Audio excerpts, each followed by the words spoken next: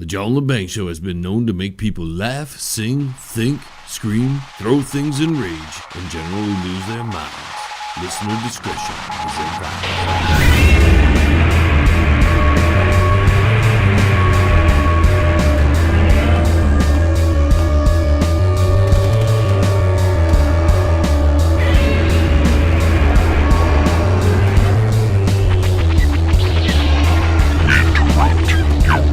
Scheduled programming to bring you a show on the edge, broadcasting worldwide and out to the greater universe. You're listening to the John Lebang Show.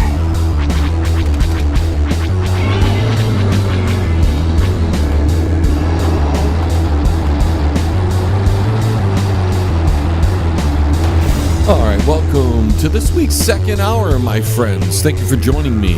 If you missed the first hour, feel free to go to that website, www.jdlebang.com, and get the archives there. Or you can tune in to one of our many affiliate stations, including one we just brought on, Good Talk Radio. I made a little mistake in the first hour, and I want to correct it.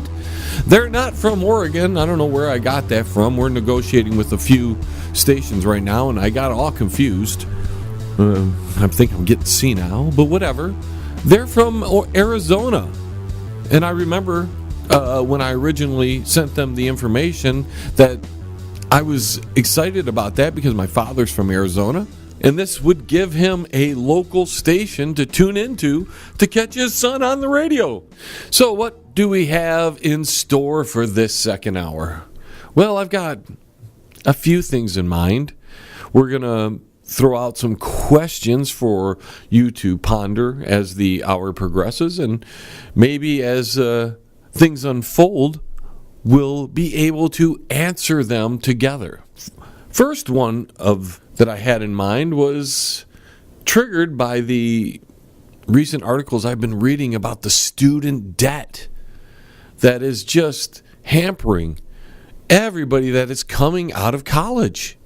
People having upwards of $600,000 worth of student loan debt. Why should anyone pursue a degree that will trap them in a perpetual student loan debt? Why is it worth it to do such a thing? I negated that. In fact, I went to 1 year of community college, and I realized then, I was like, whoa, this is not worth the money that I have to pay. I mean, I barely got any kind of advancement in my knowledge for the money I paid at a community college. Now, granted, maybe more of the universities and the Ivy League schools, Harvard and Yale, give you a more in-depth education. They better for what they charge. But when you're hearing about all this student loan debt, all this debt that is accumulating from person to person to person, and how they're stuck perpetually into paying loans that never seem to go away. I'm glad I never went to college after that. I gave that up. When I was married, my wife had a student loan, and it kept dragging us down every month. It was and it would never go down. It would take forever for that student loan to go away. So finally one day I told her, I says, let's just take the money out of the bank and pay that thing off. I'd rather live a little tight for a few months or a year because we have no savings at all than to have this debt that never went away. Yet it is encouraged. It is encouraged to go on to higher learning. And you have to wonder what the motives are. Because if the motives are to better educate people, to make them better so society gets better and everybody can get a better job, then why does it cost so much, and why don't those debts ever go away? You see, they promote college not to better your child or you or anyone out there, that's a fallacy. It's all about money, folks. People need to make money. Teachers and professors need to make money, and boards of educators need to make money. Principals and deans and all that need to make money. And if they can convince you that a piece of paper brought to you by them because they educated your child properly is the only way to get a good job, we're screwed because it costs too much. It costs too much. You can't get out of debt. So what good is it to have a career that brings in all this money, yet you can't get out from the debt that it created? You start off on a bad foot. That's a screwy education system. And that's because the government's involved. When the government gets involved, things go up. They tend to cost more. I'll let you speculate on why that is. But when you have to add administrators and people along the way that need money, they have jobs so they get money. See? So they rip taxes out of your paycheck, send it all away to wherever it goes. Some go to Washington, D.C., some go to your state legislature. Then everybody picks through it and then sends it back to your district. And on top of that, that money, which we put in more per student than just about any nation out there. We may not be number one. I don't have those statistics in front of me, but I know we're up there. We pay a lot for our students to be educated. Except that money that trickles back down to them isn't a very big portion of what was sent up to make it all happen. Yet we have people who defend the public education system because it's educating their kids. Our math scores are down, our science scores are down. Why is that? Can't be because of money. And if it is because of money, then where is all the money going? Is it being spent so poorly that we can't be number one or number two? Can we be one or two? And currently we're not. We're not even top 10. We're falling short. And that's just the public education system. We get into higher learning and they put you into debt. You're in financial slavery just to get an education, just to get a government indoctrination. Well, for the university, it may not be a direct government indoctrination, but they have their own philosophies and they have their own political stances and they have their own causes they get behind. So if you send a student to Berkeley, you're going to get a Berkeley education. If you send a student to Ann Arbor, which is U of M, you're going to get a U of M education. And am I saying don't send your kids to college? You can do whatever you want. But right now, the way college is set up, even how the public education system is set up, it's a losing game for anyone who participates in it, unless you can pay for it. What we need is a reformation of the education system.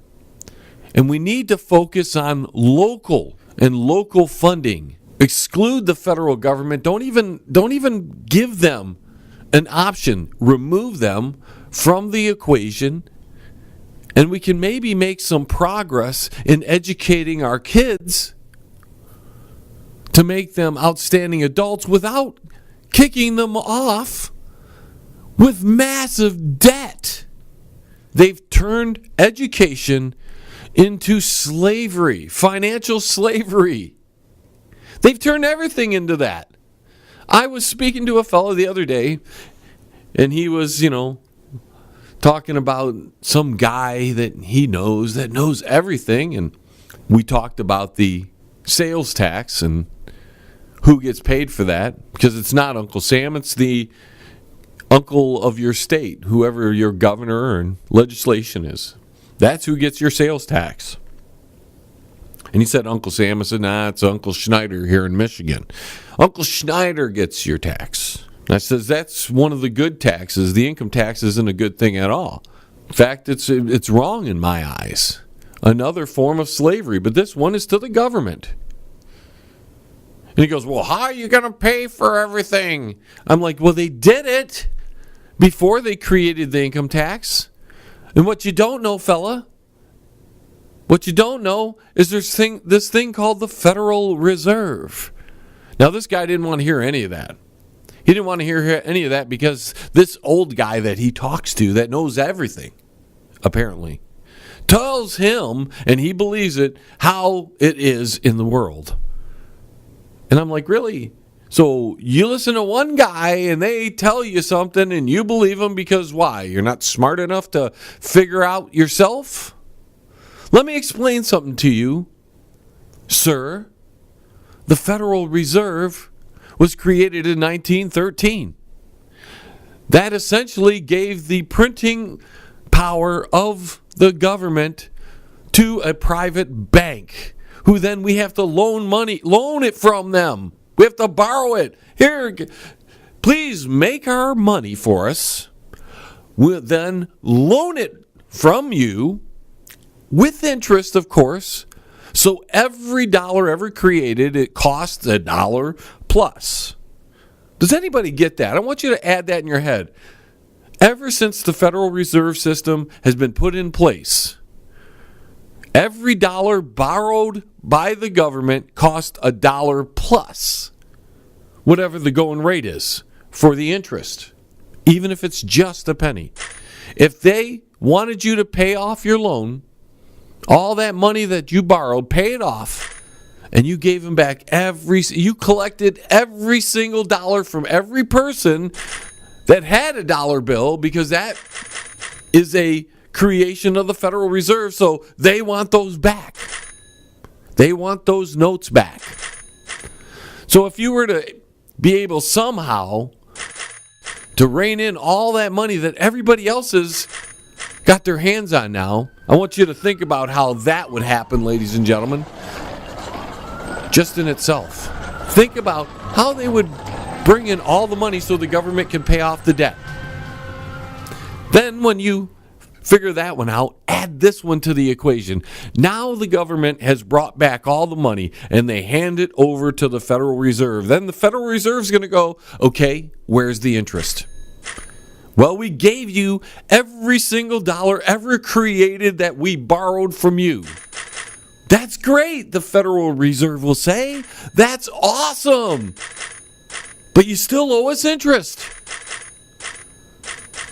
Well, there's no more money, we would say.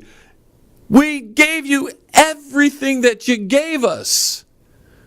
And the Federal Reserve is going to look us right in the eye and go, that's great. We appreciate that you gave us back all our Federal Reserve notes. It's awesome. But you still owe us interest. But there's nothing else to give you, we would say. And the Federal Reserve would look at us and they'd go, sure there is. You bought things with all that money, like land and property and all kinds of other things. We'll take that. Do you mean and we would say, you mean all the government stuff? They go, oh yeah, but see, the interest is even more than that, because you only had so much money to buy all that stuff and it cost what you borrowed. You're going to have to give us more. So give us all your stuff and then go get more, because you still owe us that. And where do you think the government is then going to turn to? That's right, that to you, right? So they're going to come and ask you, we need your stuff, because the Fed wants their money, and we gave them all the money, but, we had interest, and since there's no money left because they've got it all, we got to take your stuff because we gave them all our stuff, you see, and now we got to take your stuff because it was bought with their money, and it's a Federal Reserve note. It really wasn't yours. It was a IOU, and because it was an IOU and we can't pay off the IOU because it had interest, we got to take your stuff. And that's what they've done to education. And before education, they did it with the housing market. Because we went from land contracts and things of those sort to lifelong 30-year mortgages. That a house that costs $60,000 ends up costing the owner, at the end of their loan, over $300,000. The whole thing from the Federal Reserve on is just a scam. I don't even want to talk to you about what happened in the 1930s. Maybe do some research on that. We've got to take a quick break, folks. More interesting conversation on the other side of this. Stay tuned. Don't go anywhere now. John will be right back right after this. Yes, it will. Check out the new book from Derek Shelmerdine, Rock and Roll Unraveled. It tells the story of rock and roll from its roots right up until the mid-70s punk. Rock and Roll Unraveled. Not just the music, but also the events that shaped the music. Rock and Roll Unraveled. It includes the backgrounds to recording sessions, singles, album releases, births and deaths, epic concerts, and festivals. Rock and Roll Unraveled. Shelmerdine has made a painstaking effort to document pretty much every event that would prove significant in shaping popular music. Rock and Roll Unraveled. Purchase the book at www.rockandrollunraveled.com. Follow him at Twitter at R&R Unraveled, and look him up on Facebook at Rock and Roll Unraveled. Rock and Roll Unraveled. By author Derek Shelmerdine. Available now. You're listening to the John Lebang Show. It's hydroponic radio for your brain, man. Feel smarter yet?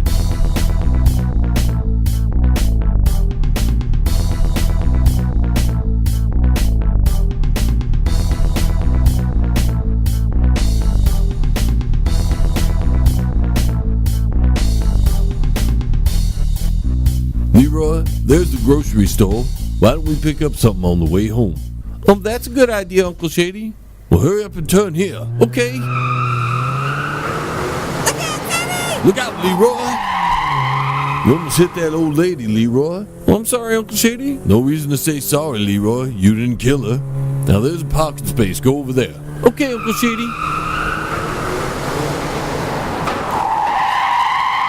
All right, that's a good spot. Oh, wait, look over there. It's even closer. Back it up and go over there. But we're already parked, Uncle Shady. Leroy, just do what I say. Okay. Hurry up, that guy's going to get it before you. That was pretty good driving, Leroy. Oh, thank you, Uncle Shady. Hey, wait a minute. There's one right by the front door. Why don't you go over there? But it's not that much closer, Uncle Shady. It's going to feel closer when you're carrying all the groceries. Oh, I never thought of that. That's what I'm saying, Leroy. Listen to me. I know what I'm telling you. Now hurry up. All right. Look out. Don't hit that lady with the kid in the car. Well, that was close. Hurry up, Leroy. That lady's going to park there first. Give it some gas. All right, now slide it in there. Good job, Leroy. Listen, lady, you don't need the grocery store. The field's over there. Go ahead and graze. See how much closer we are? We only have to walk a few steps and we're in, and then we'll only have to walk a few steps when we're out. Hey, buddy, that was my spot. I didn't see your name on it, and by the look of you, it's probably better you park over there. You need the exercise. Freaking idiot. And the same to your mother. You're listening to the John Lebang Show. It's what's cool on radio. Well, there is talk, ladies and gentlemen, that the White House and President Donald Trump might push an executive order to have an investigation into the bias of Google and Facebook and maybe go after them under RICO Act. I mean, whoo!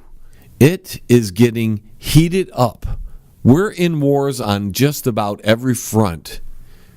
The media front, social media front, world stage, tariffs, everything. And that leads us into our next two questions, ladies and gentlemen. Do social media companies collude to suppress information? And our other question related to this story, should the government break up the social media giants? Now, I'll give you some personal reference on the first question. I know without a shadow of a doubt that it has happened to me, that at some point, YouTube especially, but now I'm seeing it on Facebook as well, YouTube began to, what they term as shadow ban my station. Now, I've covered this many times, so I'm not going to get too much into it.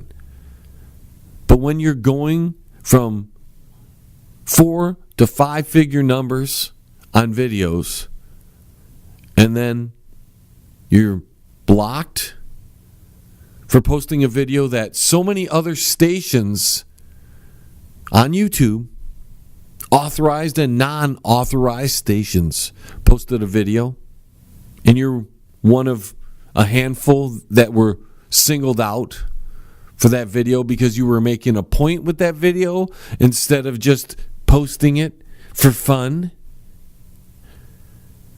And then when you are reinstated, your numbers are no longer 4 digits or 5 digits in views. If you get 3 digits, it's pretty good. In fact, there's been a lot of times where it's down to 2 digits and 1 digit.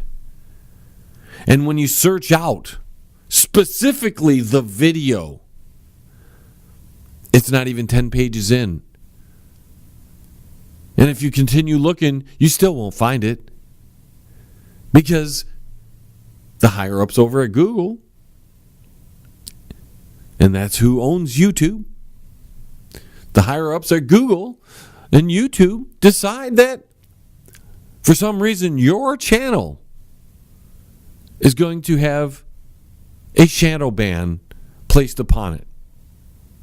Now, beyond that, folks, beyond that, when you talk about Google and Facebook, YouTube, and all these companies, they're private corporations, and they have shareholders, and they're a business.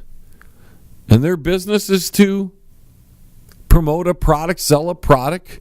And if they don't want to sell a product, if they don't want a product to be displayed in their what I'm going to call storefront, because that's pretty much what a website is a storefront, I don't see a problem with that. If you go to Sherwin-Williams, which is a paint company, you're not going to find competitors' products there anymore anyways. They've bought out every company they needed to be able to supply their customers with the various arrays of products that are on the market for sale. So they needed stain. They went and bought Minwax. That way they have that under their belt. Instead of having an outside paint company or a brush company sell you a product and then you have to upsell it to your customer, they went and bought Purdy. So they could sell Purdy in their store. They didn't need a contract, and they could make whatever they wanted on Purdy. Nobody's thinking about breaking up Sherwin-Williams. They just bought Valspar. Nobody's thinking about breaking up Disney, even though they just bought Fox. I mean, there's like one hurdle left for that acquisition to happen. And it's not even an American hurdle because the U.S. government said, go ahead, do it. Because I guess everybody in the government wants to see the X-Men in the MCU. Why are you going to approve Disney to be this mega super media giant just to rip apart Google and Facebook and Twitter and whoever else you're going after? They're going to be able to use that argument. You just allowed Disney to buy Fox. Disney now owns Hulu, they own Star Wars, they own Marvel, and all their own properties. They own ABC. How is that not a mega media giant that's on the level of Google and Facebook?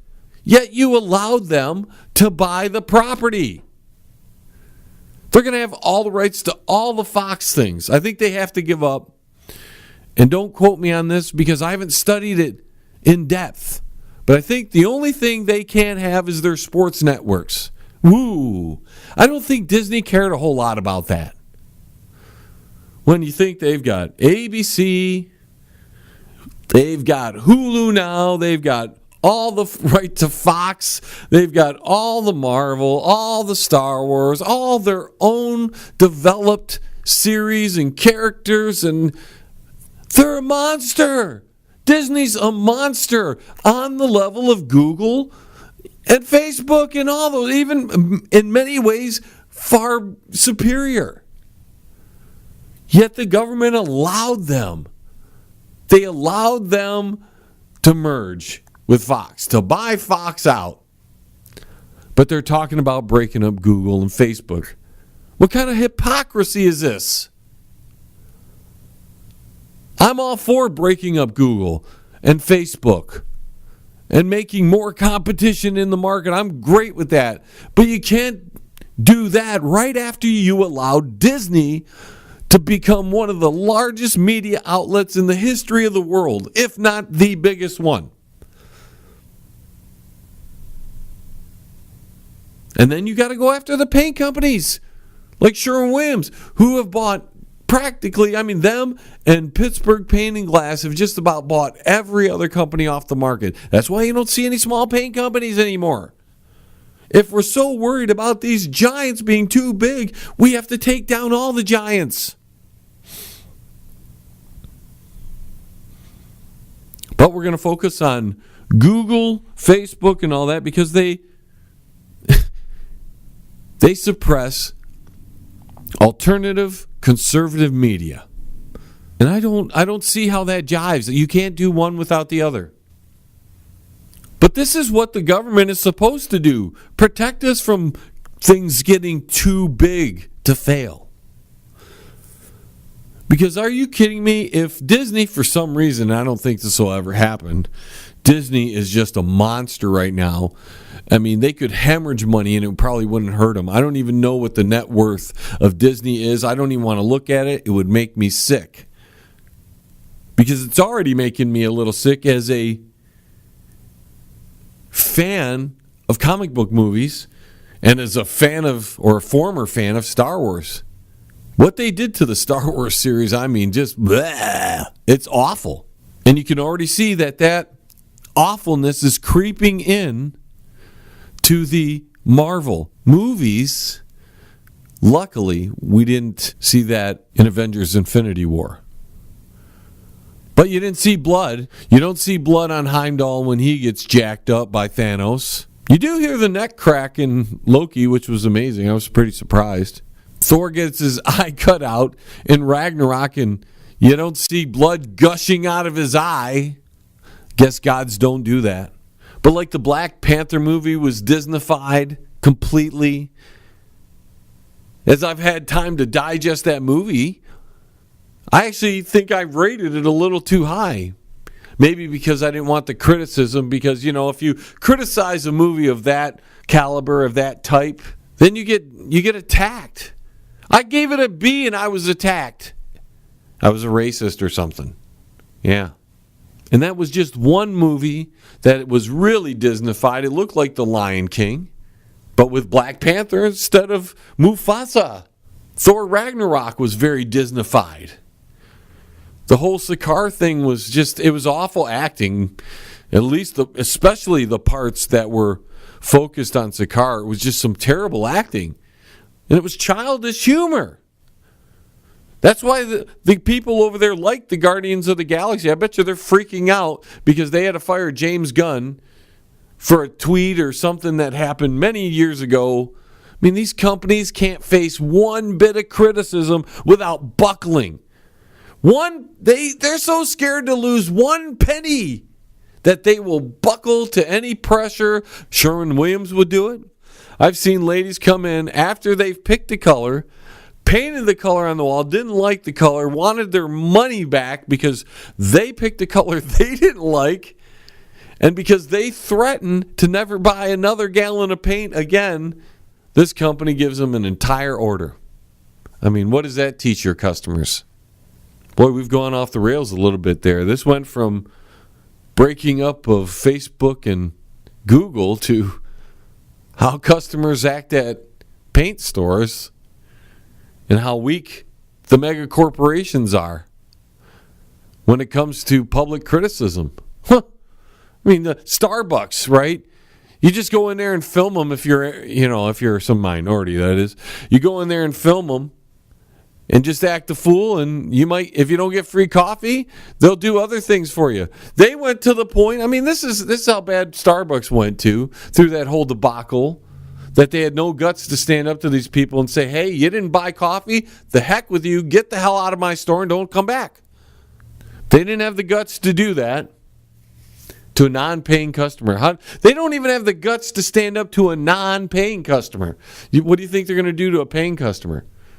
In fact, we should all just start complaining to all these companies. Just go in there, I'm not happy. I'm not happy. Wah, wah, wah. I want my money back.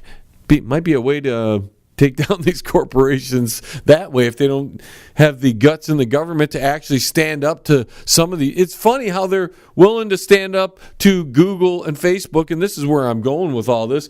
Trump can do it because he knows, as well as I do, and many others, that they definitely have a bias against the alternative conservative media, the alt-right, anything that's considered that, they have a bias against, and they found ways to either remove them from the feed or take them out, or so nobody sees them or very little people see them.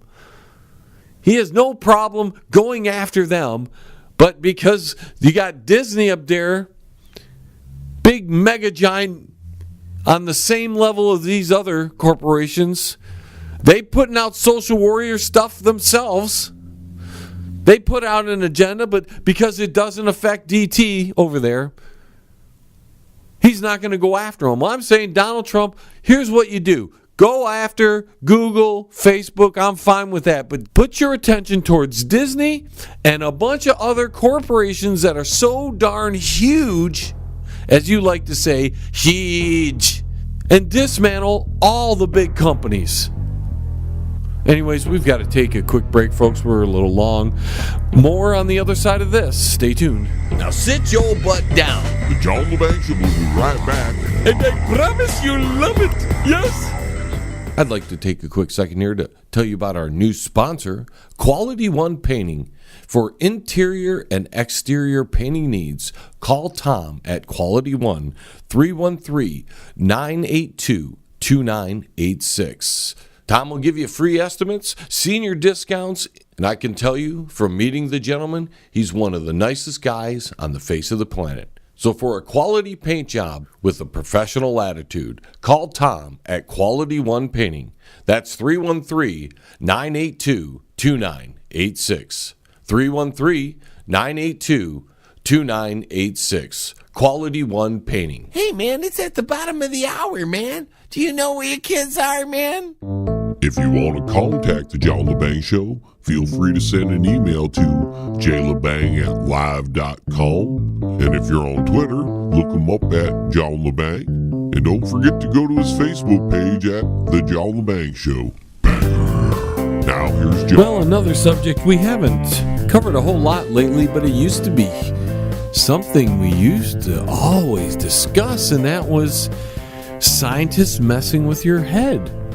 And there's a couple stories that came up this week that got me thinking, and I was like, yeah, we probably need to talk about it.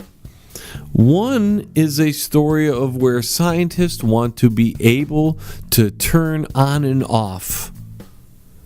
What? Well, your consciousness. That's right. They want to be able to go in your brain and turn off your consciousness and turn it on and turn it off and turn it on. Hey, maybe while it's off, you could be a Columbine student, or you could be a... That leads me into a question that I'm going to ask you, ladies and gentlemen. Would you allow scientists to be able to have that kind of control, to turn on and off your consciousness, as if we don't have enough mental health problems in this world? And I also have a companion story, the case of radically enhancing humanity. Yeah, they want to download information into people's brains. So it leads me to another question. Would you allow scientists to download information into your brain if it will apparently make you smarter? That is, if the information they're downloading is accurate. So on one hand, we have scientists that want to be able to turn on and off your consciousness at will. Another set of scientists that want to be able to place information in your brain so it makes you smarter. That's the selling point they're telling. It's going to make you smarter. You can learn all this stuff. You don't even have to really learn it. We're just going to put it in there. Bzzz, I'm smarter. That's right. I went from a 12 IQ to a 14 just like that. I'm so much smarter right now. I'm going to do it again in 2 weeks. They told me I couldn't do it too soon because it really messed my brain up. But I figured, you know what? As soon as I'm ready, I'm going to go from 14 to 16 just like that. That's how advanced we are as a society. Our scientists have nothing better to do than to try to manipulate what's in your head. Whether by inputting data that may make you smarter, that I guess depends on the quality of the information they're inputting, and another set of scientists that just want to turn you on and off whenever they want. I don't know what you're going to do when you're off. It's just like, oh. So ladies and gentlemen, please chime in. Would you let them turn your brain on and off? And would you let other scientists input stuff in your brain? I wonder where they got all these ideas from. I wonder where they've been doing the experiments to make sure they can do these things. All the experiments that they would have had to get to this point. And now they're ready to do it? Who were the subjects of the experiment? Who would subject themselves to these experiments? I mean, they didn't do it to unwitting people, did they? They didn't do it to people that didn't want this to happen. Scientists would never do that, right? So you have to ask yourself, who would do these sort of things? See, I wouldn't do it. That's why I'm asking the question, would you do it? Would you let people, scientists, mad scientists, it's a lie! Input stuff into your brain, or turn your brain on and off. What are they doing while you just better hope when they put your consciousness back in there, when they wake you up from whatever stupor you went into while your consciousness was off, that your pants are still buckled. Or at least when they had the courtesy of zipping you up. I just do not understand either side of the issue. The people who would subject themselves to these experiments and the people who would want to perform these experiments. Like the guy who took I think it was in China. That's the experiment. You want to cut a guy's head off because the rest of his body doesn't work and try to implant it on another person. We're just trying to give that guy a chance. Well, maybe so, but gosh, do you understand the repercussions of this? And the whack job scientists, and don't tell me there not any whack job scientists out there. We brought a whole bunch of them back in Operation Paperclip back in World War II. Yeah. And don't think that just disappeared after World War II. There are a whole bunch of nutty scientists out there. In some ways, you got to be a little over the edge to think of these things because otherwise we'd be in the cave still pounding on rocks. I get that. So there has to be people who think of things that push us beyond what we already know. But man, isn't there a point when you just go, okay, that's too far. It's a little too far. We have maybe we should stop this experiment. We need this data. Yeah, but really messing with people's brains just doesn't sound cool, Well, they aren't people, really, because we got them from the sanitarium. Now we're sanitizing them. What's your point? I don't have one. May I continue the experiment then? Fine, go ahead. And it's been a subject we've talked about many times. You can go to my website, www.jlebang.com. There's a show prep link there on the right side, right under the Banger TV section. And you can click that and you can see articles that we have left up that have to do with mad scientists and mind control experiments and what they plan to do in the future with your mind. I mean, isn't that the only sacred place you have anymore? There was a time where certain sexual things were sacred, but now do anything you want, stick it anywhere. Hey, give me a banana! But like the mind, it's like that's where it's all at, right? Like, can we leave my mind alone? And if there is a crazy person out there, just leave them crazy and just put them somewhere that they don't bother the rest of us, Just get them out of the way. Leave my mind alone and don't do wacky experiments on any kind of subject, willing or unwilling. Just leave that alone. Leave that alone. But we got to do brain surgery on people because they need brain surgery. Fine, but don't go in there and try to mess with their consciousness or their memories. Or for that matter, trying to make them smarter. But then we got these people with the transhuman syndrome, where they want to have implants on them to make them better and more efficient. I mean, not only are we not going to be human anymore, we're not going to have a consciousness, and we're not going to have brains because we're just going to download the information. We're not going to learn it for ourselves, so we're not going to appreciate it all. Then we're going to have implants because maybe we want to plug into the microwave for some reason, get a little juice up there or something. Maybe we're cold, we plug into the microwave, warm your whole body up with that one implant, huh? Great. That's awesome. I am exaggerating here, folks, but I'm trying to push a greater point. It's like there are times when humanity just goes too far. It's like, who's going to vote for anybody in the Democrat Party? This gets me too, because we've seen now for over 2 years how crazy and whack job most of the left-wingers are. Left-wingers here in the United States, the people that vote Democrat Party, the people who are protesting and destroying things. And why would you give them back any of that power that we took away from them? Why would you do that? They're not mature enough to handle any power in their hands. I'm not saying keep voting Republican, but my God, don't give it back to the Democrats. We just got rid of them. We need to get rid of more of them. Do you guys ever think there's third-party candidates out there? Because there are. And instead of watching the CNNs and the Fox News and all that, why don't you start listening to the alternative media more and get a grip on who these other candidates are in these other parties? Because the only way we're going to fix things on that end is not elect any more Democrats and stay away from the Republicans. The Democrats do things that really damage the country.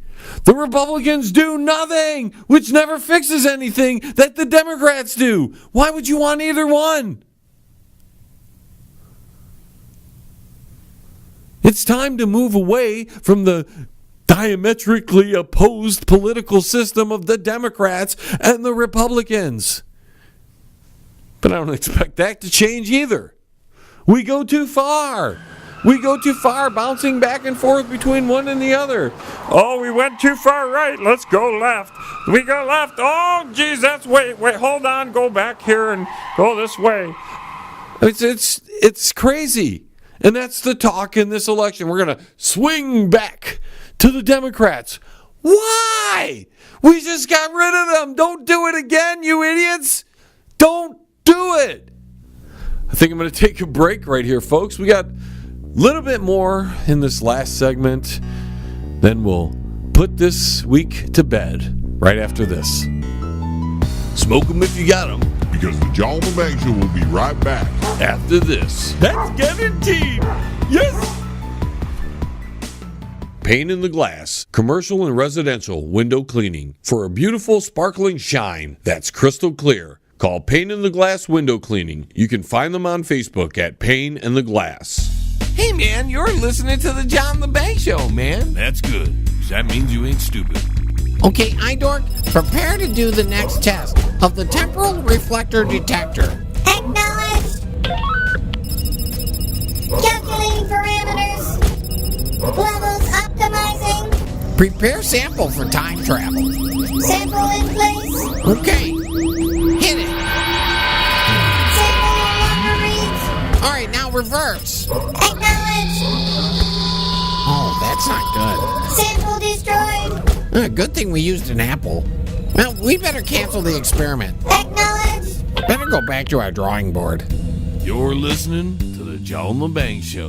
Join the radio revolution right here. It's better than some good tie stick, man. Yes, I would like some too. Wow, some of these weekends just go right on by, and I hope you glean something from these broadcasts this weekend and every weekend. You, my listeners who have been with us from the very beginning, and of course, any of the listeners in between then and now. We have a few announcements before we get to this final few things I want to discuss. We've got some upcoming guests, and I want to give them a quick pub right here, a little promotional for their upcoming interviews. And we have Derek Shelmerdine joining us next week in hour number 2. We're going to be talking more rock and roll unraveled. I'm not sure what we're discussing, but I did throw him a little tidbit of what I might want to talk about. And that's the best frontmen of all time, and hopefully that'll be what he wants to discuss. We're going to knock that out during the week, and you'll find out next weekend. Coming up on, October 14th, we have fellow IRN radio talk show host Kevin Holly going to be joining us. We're going to be talking about his radio show. We're going to be having a lot of fun, just yammering around, and hopefully you'll find that interesting, and we expect you to tune in for that. And then one of our biggest interviews ever is coming up on October 27th. We're going to have the author of The Unseen Hand and The New World Order, Ralph Epperson himself. He'll be joining us. He has a specific subject that he would like to discuss, and because we do cover controversial subjects, I thought, sure. The subject that he wants to discuss that night is the debunking of the theory of evolution, which should be some interesting conversation. I would expect that most of my radio listeners will tune in that night and chime in and give us their 2 cents. Some people who are going to be on the side of evolution, who are going to want to defend it, who are going to want to pick holes in Mr. Epperson's presentation. And then we're going to have the people who are of the creation belief, who will probably stop in and support Mr. Epperson's work. Although I'm not really sure if he is, in his debunking of the theory of evolution, if he is saying that creation is the only alternative to evolution. So we hope to see you all here to join us for that. That'll be October 27th. Again, Kevin Holly on the 14th, and author of Rock and Roll Unraveled, Mr. Derek Shelmerdine, will be here next week in the second hour. And one of the things we promised in the first hour and never got to, and I figure we better get it in here before we head on out of here. There's a report from some Ivy League schools, a study they did, estimating that the illegal immigrant population is 22 million people, not 11 million people, as the government tells us. And that's quite a bit different, and it would also fall in line with what the government normally does. They always underestimate the bad stuff and overestimate the good stuff. So if that's the case, the problem of illegal immigration is twice as large as we thought it was. And no wonder it's a problem, and no wonder the Democrat Party has a hard time going against the illegal immigration, because they rely on votes from those people and they rely on money from those people.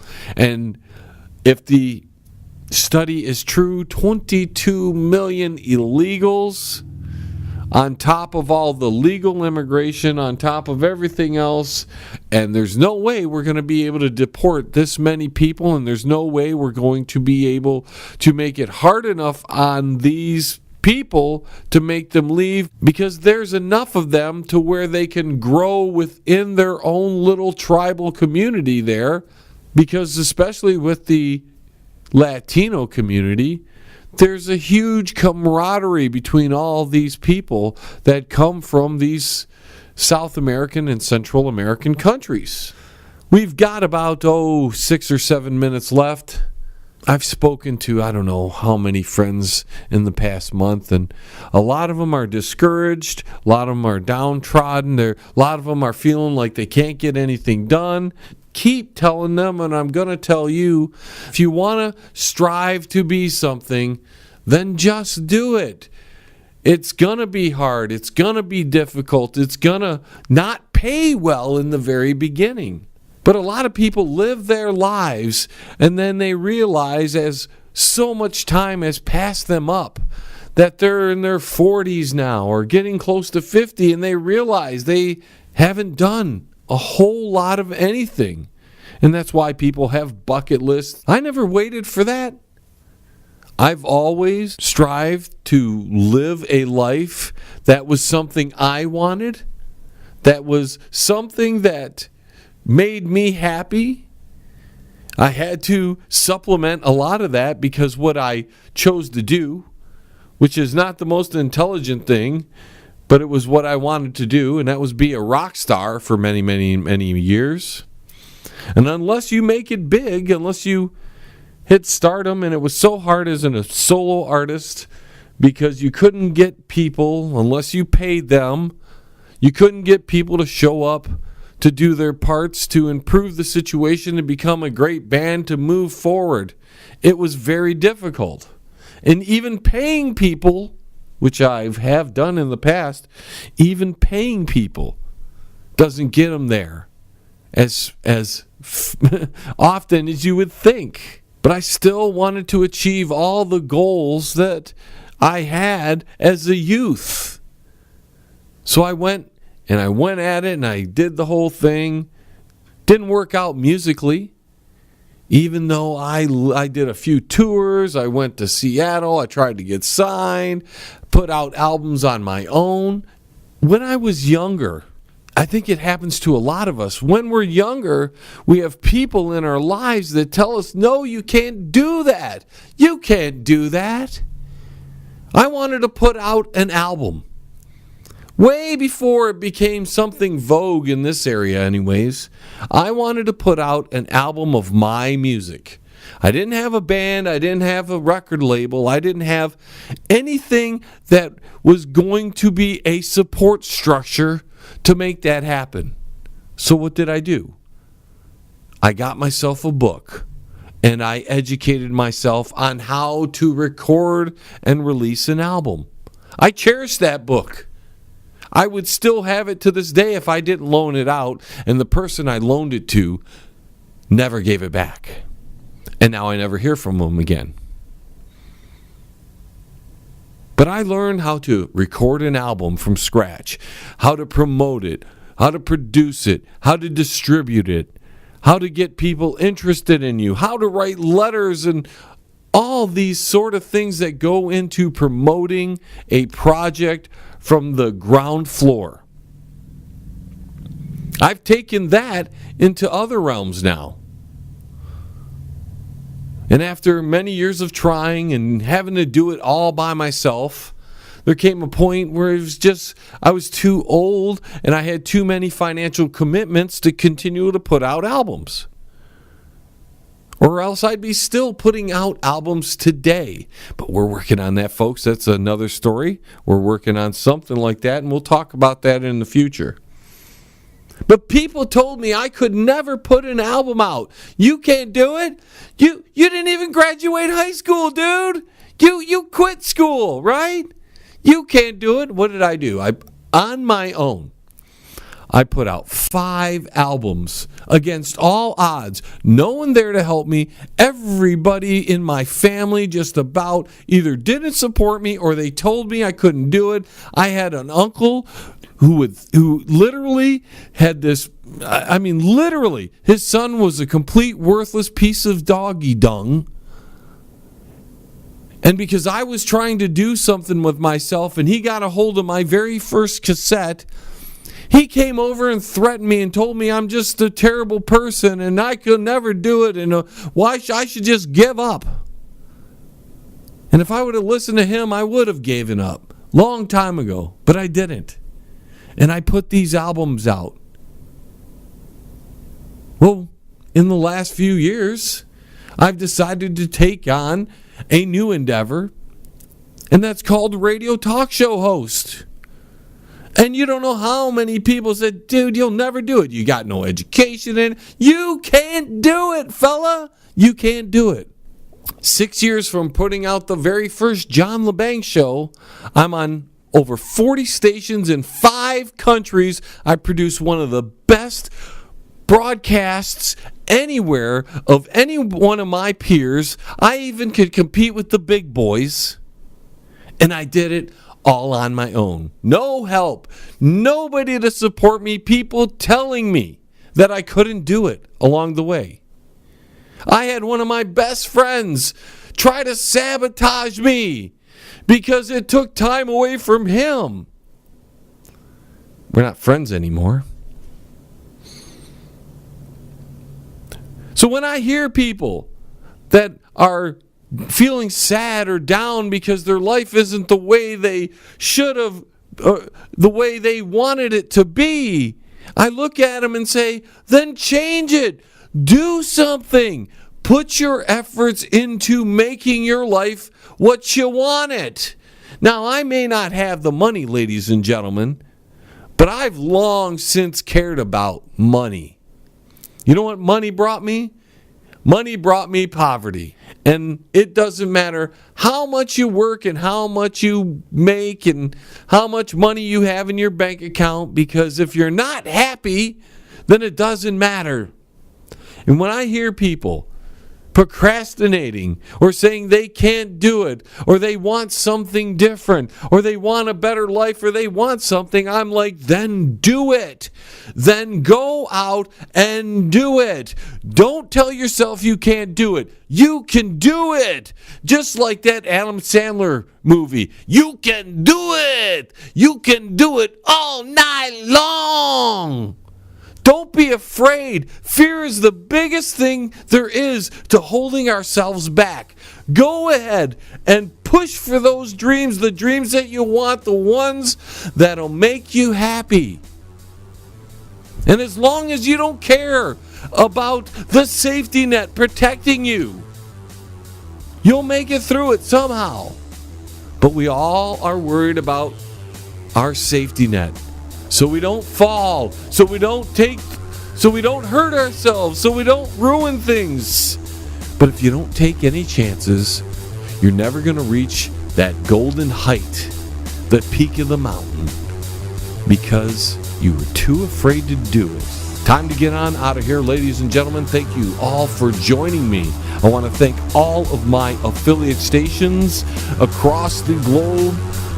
Don't forget to go to that website. That's www.jlebang.com. And until the vibrations of my vocal cords reach your ears again, this is John Lebang telling you to go out and get the job done.